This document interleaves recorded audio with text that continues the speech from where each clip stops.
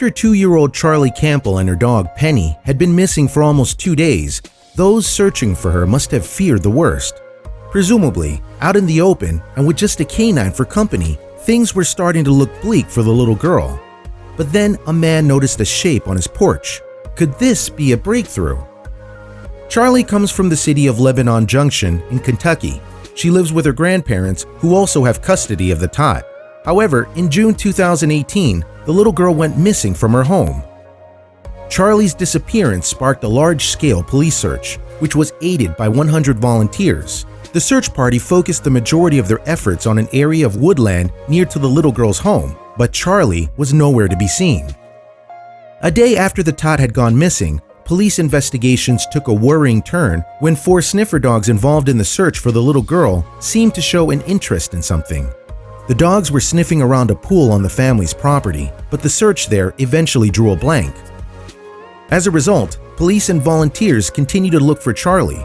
Almost 32 hours into the search, Eric Butler, the Southeast Bullitt Fire Department chief, was visiting Charlie's grandparents at their home, and it was then that the investigation had a breakthrough. While Butler was at the address, a dog turned up at the house, and the canine in question was the Campbell's family pit bull, Penny. At that point, it was believed the animal may have been with Charlie, so the fire chief decided to investigate.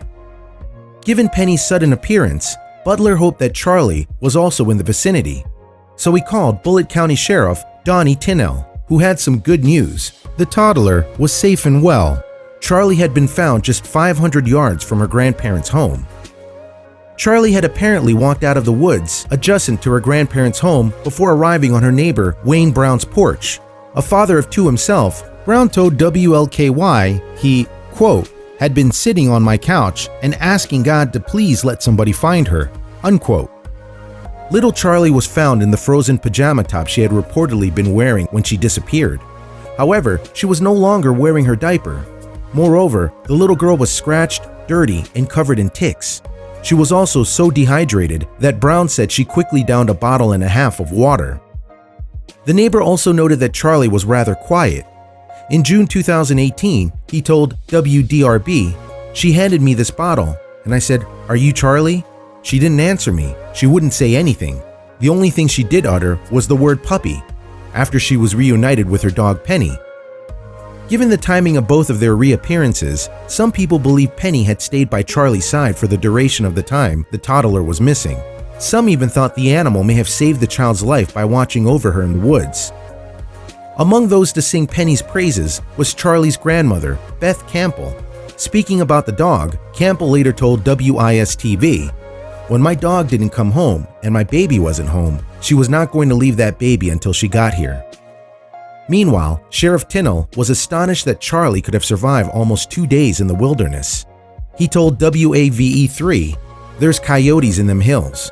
There's copperheads and rattlesnakes and ticks, all the elements, and somehow she came out in pretty good shape."